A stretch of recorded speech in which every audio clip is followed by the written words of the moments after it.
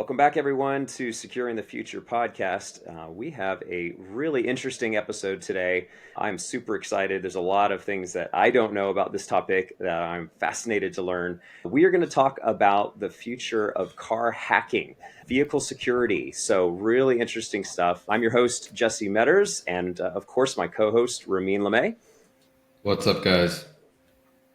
And we've got two guests today. We've got Raashid Ansari and we've got Ryan Marston. So, real excited to introduce both of them. Ryan, why don't you start with just a quick intro on your background? Yeah, of course. Well, my name's Ryan Marston. I'm now 17 years old, and I do specifically offensive automotive cybersecurity. So pretty much hacking vehicles for the fun of it and the research. I spent a lot of my time researching into vehicles when I left the IoT realm, or not really left the realm, but kind of wanted to transition into something new and kind of fell a basic love for it. And yeah, that's as far as the topic goes, that's an introduction to my background with it. Fantastic. All right, Raashid, if you can give us a little of your background. Absolutely, yeah. So again, my name is Raashid Ansari. I have worked at a couple of companies in my past in automotive cybersecurity. I would say mostly on the defensive side of things, where I have looked at system level or protocol level defensive techniques and vulnerabilities on the system level and protocol level side of things pertaining to in-vehicle networks, wireless communications like vehicle-to-vehicle communication, as well as autonomous vehicles like camera security, radar security. So I have built out a couple of algorithms in my past, yeah, to secure vehicles, yeah, and yeah, work against people who have malicious intent. But I like to work with people like Ryan who like to tell us about what they found out. Absolutely. I think it would be great just to give us kind of like a framework for what defense or security looks like for a vehicle as well. Kind of maybe some definitions, some general controls. I'm sure it's got a lot of similarities with like a corporation or a cloud instance or something like that. But I think if you just kind of gave us a little bit more of a what are all the attack vectors for a vehicle? What are the protocols? Anything that's very unique, that's very specific would be really helpful just to kind of frame up what does vehicle security look like for us. Sure, yeah. So obviously this is a very big field, so I'll try to keep it concise. Starting from my background, I'll just start from there, right? There is host level security, meaning you have devices, right? The electronic control units that go into vehicle, that when you press brakes, right? For example, when you press your brake pedal, it goes to a computer, the electronic control unit, that sends out a message to the actuator, like the actual brake on your brake discs, and then it clamps up. So there is security of the computer itself, which has, I think, you have firmware security there, you have software security, all secure coding practices, like your general stuff that is related to any code out there, right? You put it on a cloud, you put it on a device, you burn it on a microcontroller or put it on a microprocessor. Similar things happen there. Then there is the cybersecurity, like cryptographic credentials could be that could be extracted from these devices, right? I mean, there are hardware security modules, which are or secure elements, generally known as secure elements, which take care of storing all the cryptographic credentials, all the keys out there to make sure the communication is secure. So that is one side of things. Now comes the network security. So I spoke about, hey, you press your brake pedal, the signal goes to a computer, and then the signal goes to your actuator, right? So the network that connects, that is known as controller area network. There are many others, but I'm gonna speak about only controller area network because that's like the base. It's also known as CAN, right? So now this is a very interesting protocol because Bosch created this long back. At that point, security wasn't a big deal. They just wanted something functional. So the protocol on its own does not have any security in it. Obviously, there have been advances to layer up this protocol and build in security onto this protocol. But if you go back even 10 years or even 7 years back, before Charlie Miller and what's the other one? Yeah, Charlie Miller and his colleague, I forget his name right now. They presented how they are able to just plug in a device in a Jeep Wrangler, in a Jeep Grand Cherokee, and they were able to control that vehicle through a laptop, right? So that kind of security is also there, meaning you can transmit the messages that your electronic controlling unit would transmit for the braking mechanism. You could record this message and replay it on the same network, and this network just broadcasts it, and whichever ECU is supposed to receive that message responds to these kinds of messages. So that security is also there. So this is network security. Now coming to wireless security, vehicle to vehicle technology. So where a vehicle transmits its position, speed, acceleration, steering wheel angle, brake status, other kinds of stuff to other vehicles to give like a non-line of sight view to other vehicles. Now, if you are able to attach a device on your CAN network, right, in your on that communication network and modify the data on that network, your ECU could pick up that malicious information, transmit it to other vehicles, and the other vehicles might think, oh, I am receiving something malicious, or hey, the vehicle is not really 100 meters away, but 5 meters away from me. So those kinds of attacks are possible. So from you need to defend against those. And now finally, to stop talking, there is sensor security. Sensors like camera, which is mainly that is the most dominant one right now. So camera security is pretty essential. You have all the computer vision applications there, like, hey, can you fool the imagery in some way, or can you fool the machine learning model behind it? Because our AI security is also pretty booming, and these vehicles, which are robots with humans in it, that if you are able to fool the camera, you might be able to get a different behavior from the vehicle itself and put human lives in danger. So you need to make the camera module secure. There is radar security and lidar security. Similarly, like there are ways to attack all of these sensors. So just so that the vehicle is confused.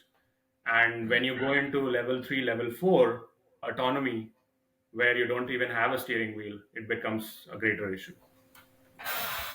Wow. So thank you for explaining. I mean, just to summarize what I heard, just so we have the same understanding, right? So you have vehicle is a network, right? You have a lot of different components. You have the overall like CPU or the decision making part of the vehicle. So you have a network to secure, you have code, you have communication and authentication essentially between these different modules and devices. And then you have sensors and different input and output Yep. devices as well, right? So it actually sounds a lot more complicated than like a network or just an application or something to secure, right? And all this is also moving, right? So your attack surface is moving, and I think hopefully you guys will talk about it as well. Depending on how close someone could be in terms of proximity to your device, that dictates a threat as well, right? So it's not proximity is a thing with vehicles versus just 100% remote. All right, so that helps me get the right level of framework, just to understand what attack vectors look like. So thank you for that, Raashid. Absolutely. Yeah. I would say interesting question for Ryan. Two things. So one, I know that you're a lot younger than most people that we've talked to, and you started this career pretty young, like 16 years old. Maybe start with just a quick background, like what got you to start hacking cars at such a young age, but also kind of quickly, based on what Raashid mentioned, anything that's kind of a framework on the offensive side of trying to attack and penetrate any aspect of a vehicle system. Love to hear your perspective on that same kind of question. Yeah, sure. So as far as my age goes and like what got me into it, I started off as a game hacker. I was like 13 years old when I started that, and I always loved hacking and tearing apart games. But I eventually, after months and months, about a full year in the industry, I just had to leave it because the world just wasn't. It wasn't like career safe, and it wasn't anywhere that was going to get me full places where I wanted to be. And I couldn't find a field in cybersecurity that contained everything that game hacking did, which was reverse engineering, exploit development, and so on from there. That was until I came across IoT. And then I built research for Roku devices, Google Chromecasts, and many different brands and devices out there, where I spent a lot of time researching both their web systems and their networking systems. Sadly, never got physical. But when I came across vehicles, I was kind of just still trying to find my niche, like in IoT, like what I wanted to test. And it kind of just snapped in my head. I saw a talk that was done at DEF CON about car hacking, and I also met someone who was in the field of car hacking, and it kind of just brought me into it. So mainly the people around that got me into it, but that transition from game hacking to IoT, and because cars are now becoming more connected, and it's, despite the amount of people that are in the field, there's still a small, like not as much as like web security or other fields. I just felt like it was a pretty good, stable field to hop into. And now I'm working at a company called Block Harbor Cybersecurity, which specializes in automotive cybersecurity. And that's kind of that career stabilization that I needed. So yeah, that's for that question. That's awesome. The next one, offensive framework. So Raashid already gave you a good outline as to like the major attack vectors. There was one thing that I thought is worth bringing out. So one thing that vehicles have in them are infotainment centers. Those consoles is like tablets, pretty much screens. And those units contain many different things: Wi-Fi networks, Bluetooth, even web and Android applications.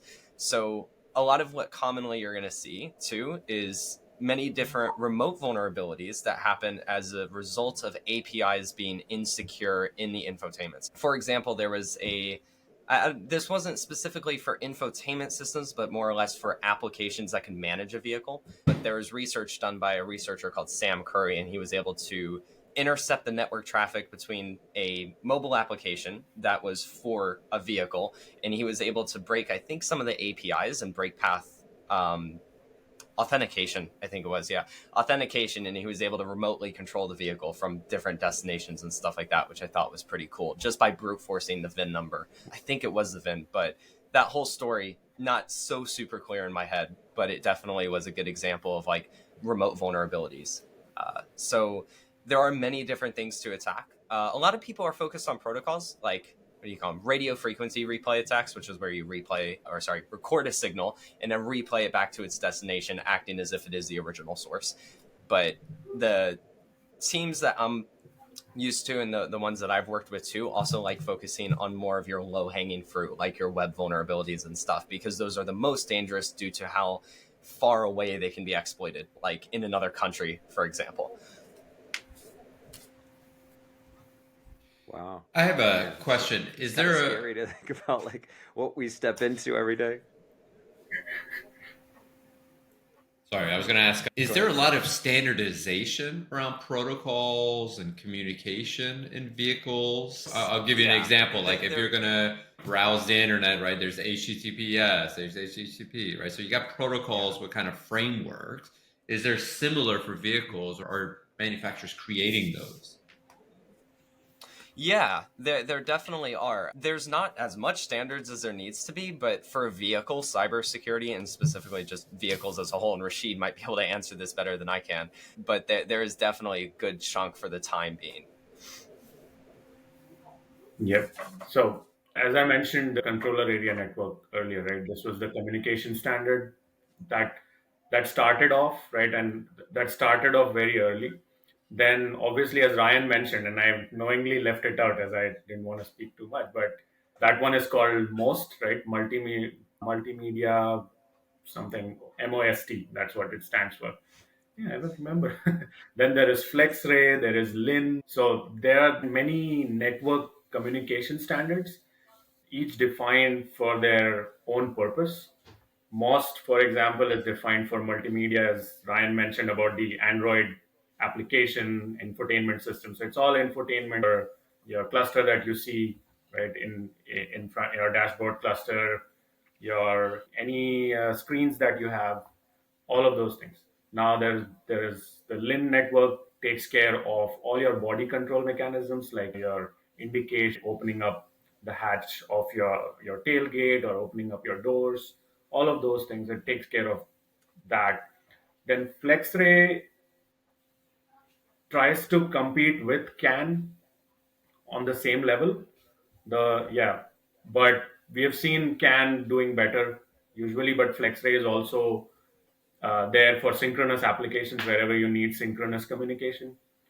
And now there is this whole new wave, not new, but since a couple of years, new compared to other networks.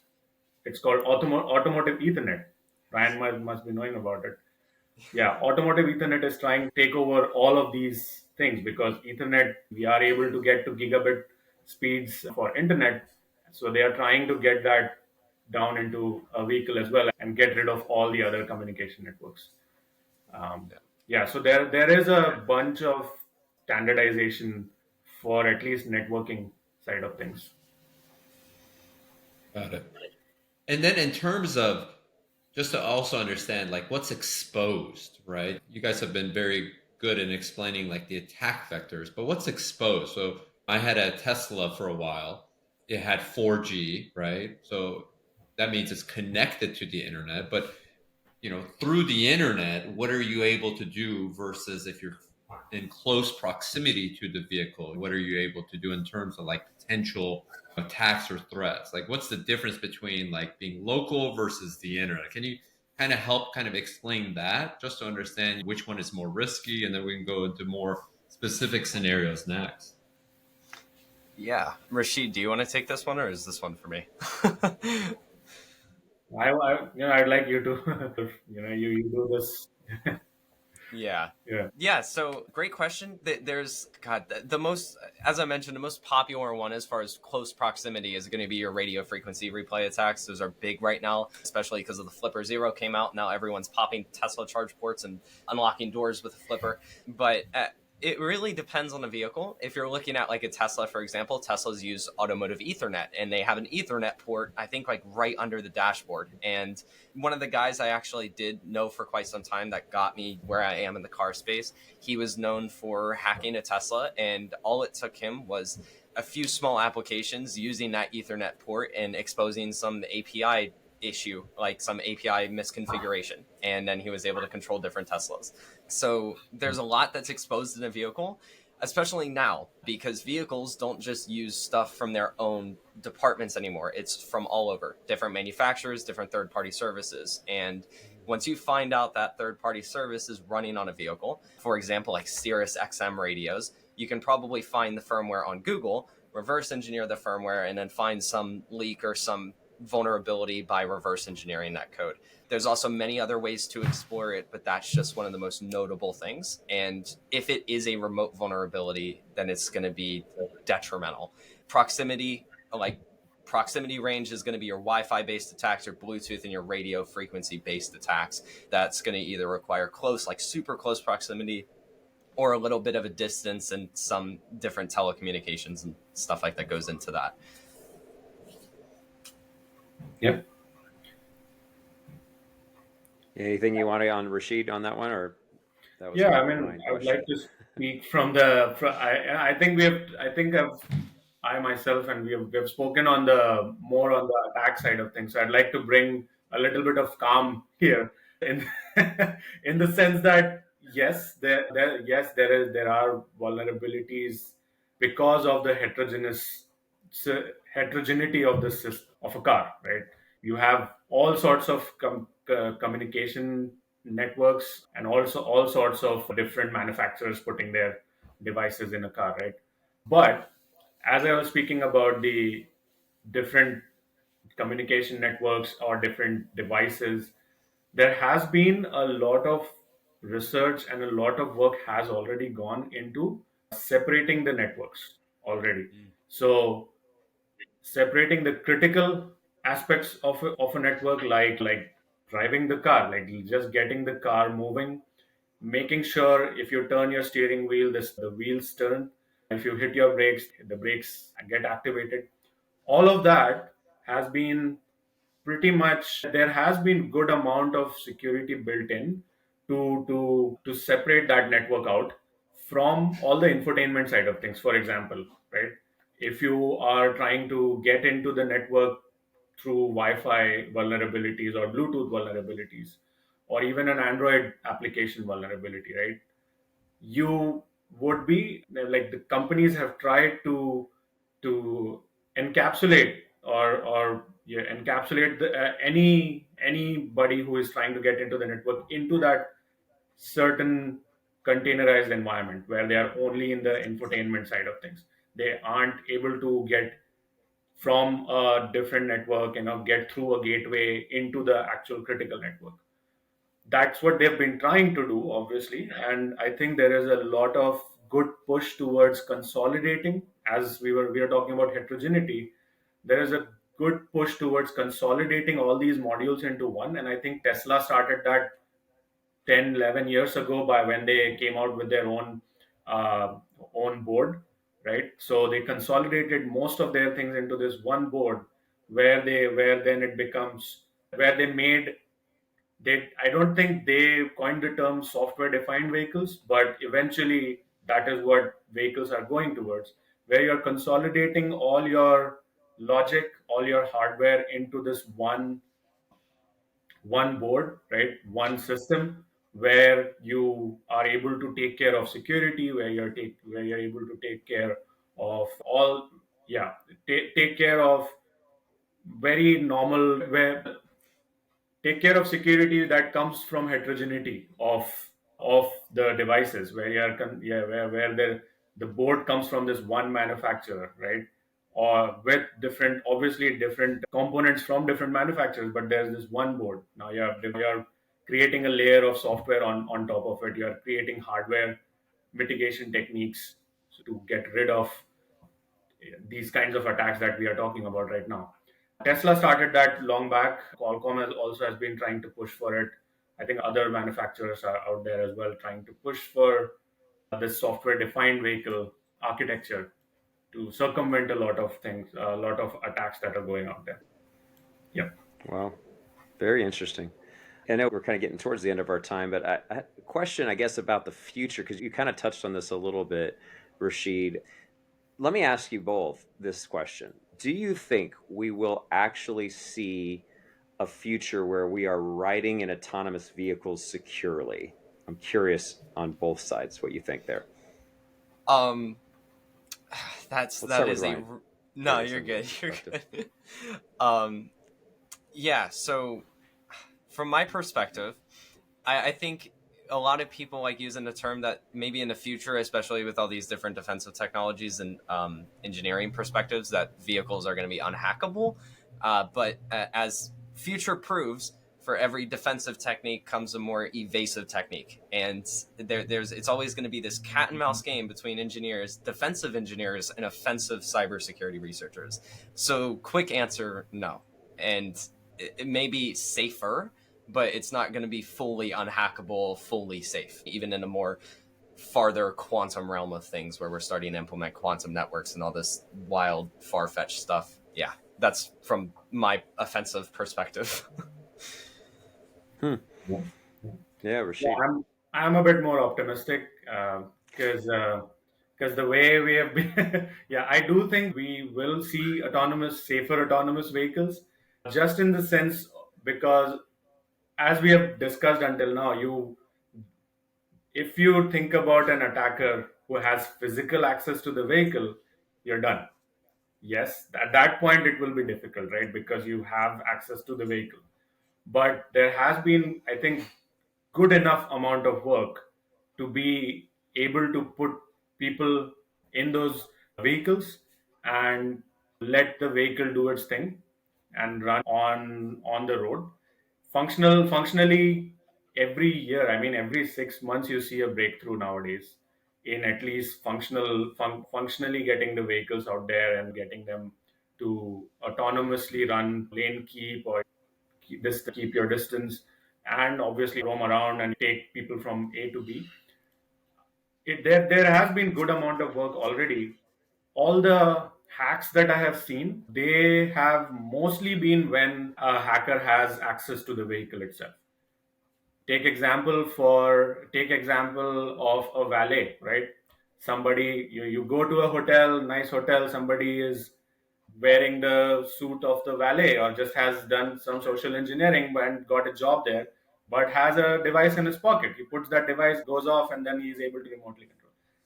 I think I know I'm simplifying. This is just one way, but that is the most feasible future out there to actually cause harm at this point.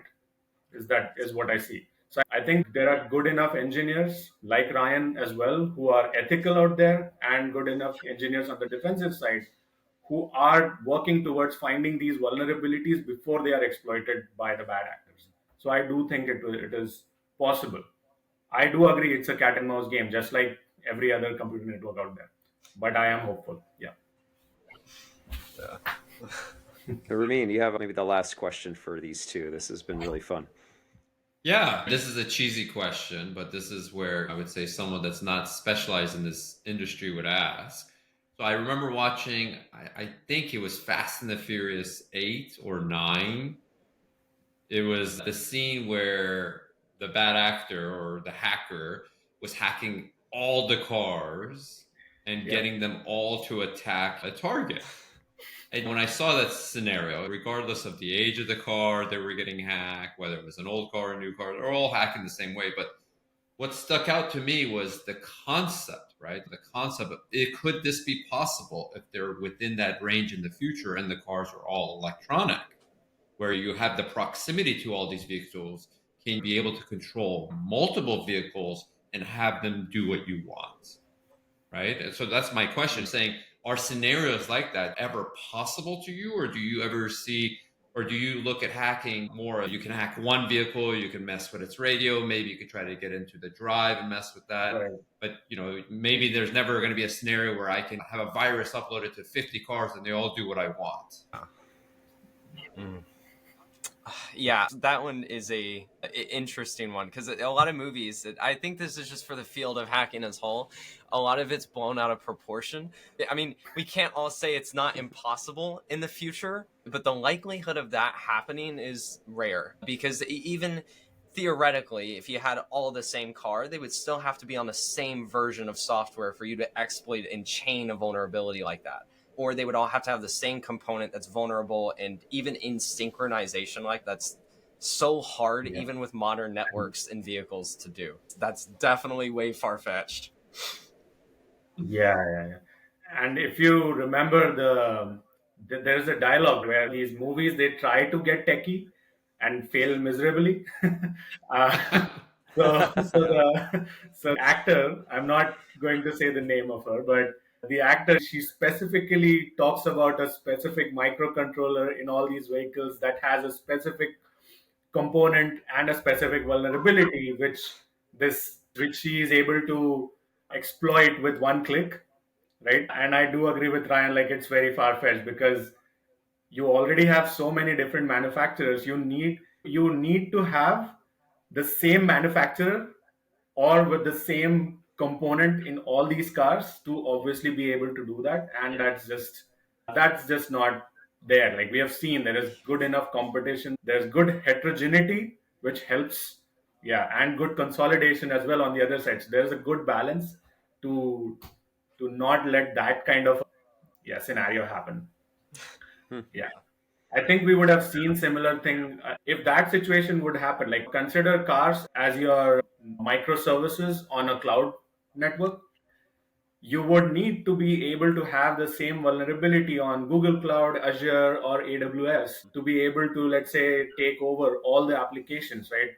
From OpenAI, for example, if you're hacking LLMs, you're trying to take over OpenAI's ChatGPT or Claude from Anthropology or something like that, right?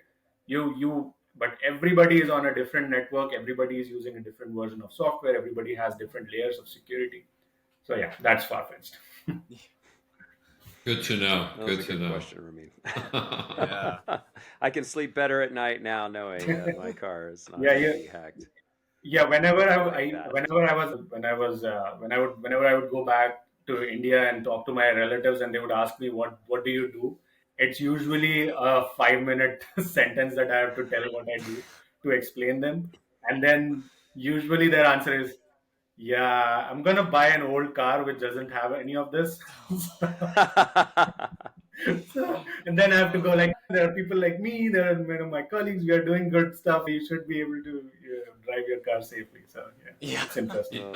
There's nothing more humbling than talking to loved ones about what we do. I mean, to this day, I'm pretty sure most of my family thinks I just install antivirus. So it is what it is.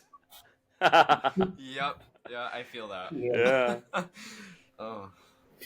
Well, this was fun, guys. Thank you so Yeah. much for the talks. I'd love to keep going, but we've come to the end of our time. Look, maybe we'll do this as a separate episode to talk about kind of careers and what that looks like. I know we didn't get a chance to dive into that topic too much, but thank you, Ryan. Thank you, Raashid, for taking your time. And this was really cool to kind of get the back and forth perspectives from you both. Really enjoyed it.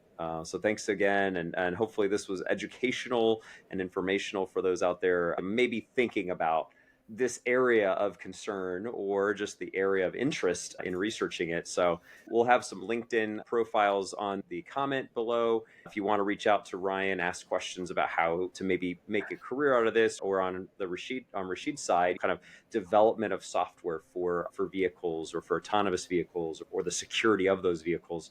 You guys cool with me sharing that information, I'm assuming? Yeah. Oh yeah, absolutely. All Definitely. right. This was fun. Fantastic. Yeah, it was. Thanks, guys. Thanks, Ramin, for great engaged questions as usual. And we will see you guys in the next episode. Take care, everyone. Thanks, Look everyone. forward to it. Bye.